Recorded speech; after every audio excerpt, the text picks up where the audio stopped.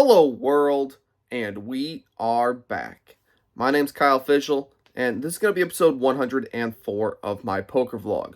For this episode, I play a 2-5 no limit hold'em session at my usual stomping grounds, Orange City Racing and Card Club.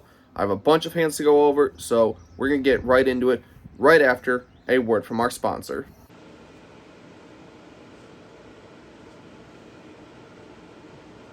What the hell are you doing? And why do you have a sword? Well, Rad Poker's increased their cash giveaways on both the Rad Poker game and the Puzzle Rush game. Players who play the Heads Up Rad Poker game, the top 25 can get $100 every single week. Additionally, the top 10 scores on Puzzle Rush each week will get $100 each week. And all you have to do is name the nuts on as many boards as possible as quickly as possible. Last week, I won both games, made $200, bought a sword with... Oh, shit. Wow, so you made $200 on Rad Poker and still couldn't afford to get yourself a razor? Can't afford a razor? What do you think I got the sword for? Additionally, with continued use on the site, I'm going over my hand histories constantly. They've led me to more winning sessions playing poker live. So playing this game will make you better at poker, and then you can buy fun stuff. I'm gonna knock you off the leaderboard just to stop you from buying this dumb crap. First interesting hand. With two limps, I'm on the button with King Queen of Spades. Definitely going to raise this one up. I make it $50. One of the limpers folds, but one of them calls, so we are heads up to a flop of 7-5 deuce 2 spades. Now on this board, the hijack leads into me for $100. Fully pots it. It's definitely a less than standard thing to happen. I expect the average player to have like ace 7, maybe pocket 8s, pocket 9s. Hands that need a maximum amount of protection, but pretty much a good top pair type hand would do this. However, this particular opponent, he had been playing extremely wild. One time he bet all 3 streets at the river, a large bet, and then showed down 10-4 offsuit. So this opponent is quite capable of anything. Either way, with 2 overs and a flush draw, I'm just going to call this one and see what develops. The turn is the 7 of diamonds, and my opponent bets $100 again. Pretty bad turn card. If my opponent had some kind of 7, my pairs are dead. I'm not exactly sure what spades would give my opponent a full house. Either way, getting 4-1 to make this call, I think, is a pretty good price. I'm probably going to have to call him off if a king or queen hits. And I think it's pretty easy to just completely give up if I whiff completely. The river is a beautiful 3 of spades.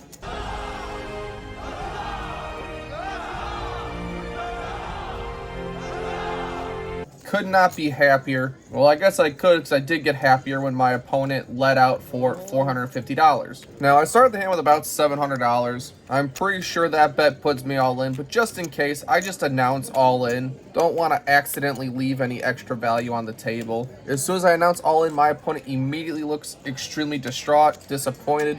He curses out loud. Kind of unexpected. I expect him to just snap call 100% of the time. But either way, he needs a count. And the total is $493. So $43 to win over $1,400 is too much for my opponent. He eventually folds. So I guess as aforementioned, this opponent who was super wild also had some super crazy bluffs in his arsenal. Either way, we're happy to start the session with nearly a full double up. Quite a good chip stack, considering we're only in for $700.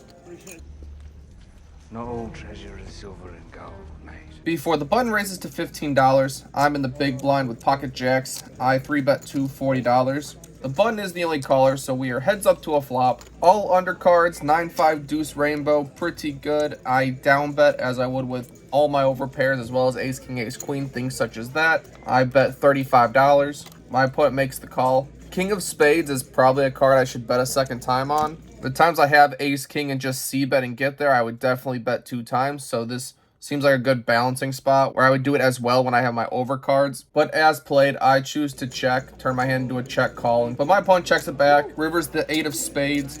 Go for some thin value here. Maybe a 9 with only 1 overcard will pay off a bet. Maybe pocket 10s. And maybe even some ace high will pay me off sometimes. So I bet very, very small, only $50. And my opponent pretty quickly snap folds. So definitely not much more value to be had. Not quite according to plan. Complications arose, ensued. Were overcome. Shortly after that, with 1 early position limp, I'm in middle position with king queen offsuit. I raise to $25. Only the limper calls, so we are heads up to a flop of queen 9 deuce 2 diamonds. You know, flopping top pair, good kicker. Definitely an above average board. Flush draws possibly get value from. Weaker queens, sometimes 9, sometimes jack 10. Plenty of good hands that could pay me off. So I bet $25. Could actually size up more as there's so many draws to get value from, but even to this small bet, my opponent decides to fold. A lot of hands such as this happen throughout a session. I like to add one in just for a little bit of realism. Moving on. Next hand of note. An early position player raises to $15. I call the button calls and the big blind calls, so we're 4 ways to a flop of 7-7-5 2 spades. It checks to the pre-flop aggressor, who bets $20. This is a spot where I'm gonna raise, somehow having an overpair with 8s. The pre-flop aggressor really shouldn't have connected with this board all too often. He should never really have a 5, whereas I as a caller have much more in my range. I think he's much more weighted to ace king, ace queen, things such as that. And if this raise gets hands like 9s, 10s, jacks to fold, that would also be a pretty good result, as like I said, I could easily just have a 5 here. I raised to $65. Well, the button, who had been an extremely tight player, the only time I ever saw them put money in the pot, they had the nuts, decides to flop 3-bet to $145. And to this specific player with this specific action, it's a pretty standard fold, which also means it was a pretty disappointing raise from me.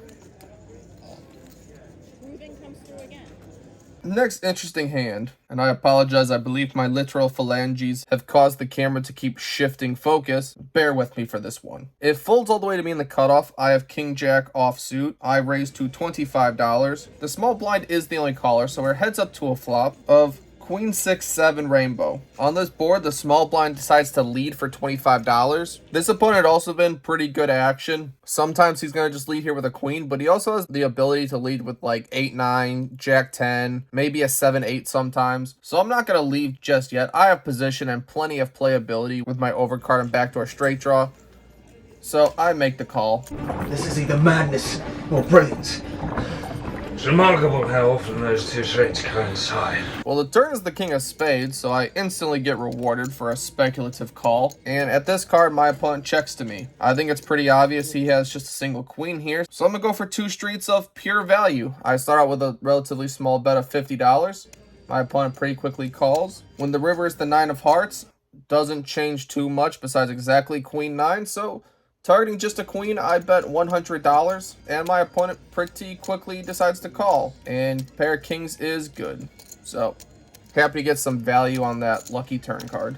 Next hand of note. It folds to me in middle position. I have ace queen of clubs. I decide to raise to $25. Well, the cutoff 3 bets to 50, and then it folds back to me. My hand is definitely strong enough for a 4 bet, both based on how action this table has been, also how deep this table had been playing. However, this opponent had min 3-bet pre-flop like maybe 2 laps ago, and that time he had exactly pocket kings. So I'm not really sure he's super balanced with his 3-bets, but either way, my hand is definitely too strong to fold, so I make the call. When the flop is king, queen, jack with 2 spades, I'd say it's a decent board for me. I check. My opponent bets $75. I think middle pair and gut shot to the nuts is still just too strong to fold.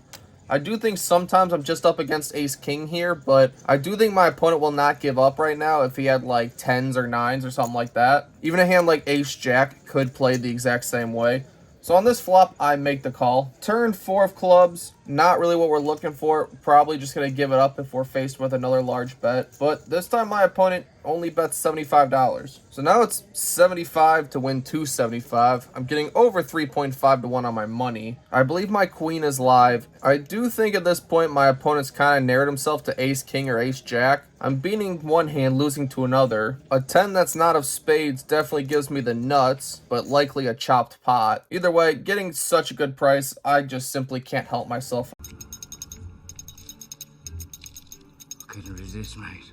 I throw the 75 in there. And the river is the queen of diamonds. I actually considered leading at this card because I think my opponent has ace king a lot of the time, but he'd been giving a great deal of action, so I actually expect him to just jam when checked to which I'll snap call, as he only has like $350 behind. But when I check, he only bets 100. I suppose I could jam over the top of that bet, but I do think a hand even as strong as like pocket aces may just let this one go given the run out, and my jam is just a queen 100% of the time. Well, regardless, I'm sure I made many mistakes across the playing of this hand. I choose to just call this one, and my opponent had pocket kings.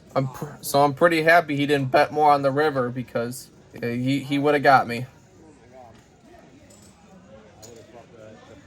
A final hand of note. With 4 limps, the small blind decides to raise to $30. I'm in the big blind with pocket 9s. I think I can just call this. It's likely going to get several other calls, and we're going to have to either set mine or get a favorable flop with 0 or maybe just 1 overcards. So I make the call. The 4 other players decide to call as well, so we're actually going 6 ways to a flop of Jack 9-5, 2 hearts.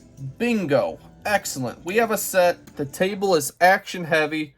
There's a flush draw on board, and there's a bunch of other players in the hand. Great situation. The small blind checks. I should probably just pick up the betting lead here. Since the small blind was the pre-flop aggressor, there's not really a guarantee that someone's going to throw a bet out there. But given the flush draw and the fact that it's jack high and how action heavy this table has been, I do believe someone will try to stab at it, and I'll be able to announce my hand on the flop. So I check. The button does not disappoint me. He throws out a bet of $50. The small blind folds, and now I'm definitely going to raise. I want to go 4x. Probably could even go bigger than that because of how many people there are in the hand. No one besides the button seemed to have a whole lot of interest in the hand, so I raised to $200. Everyone else gets out of the way, and we're going to be happy to apply a lot of pressure on a blank turn card. Just one time, please.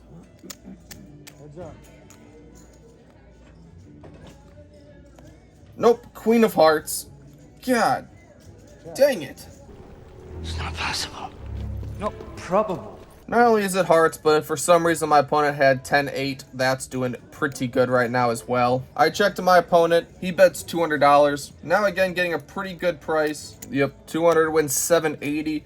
Getting 3.9 to 1 on my money. Plus, I believe we're going to play for stacks if the board pairs, as I don't believe my opponent has anything but a made flush here. So, alright, dealer, you bailed him out on the turn. It's time to re-bail me out on the river.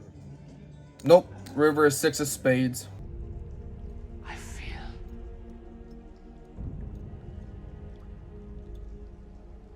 cold. I check. Pretty disappointed. My opponent takes way too long to counter his bet, as I'm not calling this guy. I snap fold, lamenting the turn card. And I guess my opponent was nice because he shows me ace-3 of hearts, so can't win them all. So disappointed to give some back at the tail end of the session, but either way, I'm into the game for $700, out of the game for $1134, which is a profit of $434. I played for about 6 hours, which equated to $72 an hour, or 14 big blinds an hour. It would have been nice to continue the trajectory from the first hand in this session, but some less than ideal spots hit later on. Either way, thank you for watching. I appreciate it. Please consider liking the video. It helps me out a great deal, and I will see you all on the next one.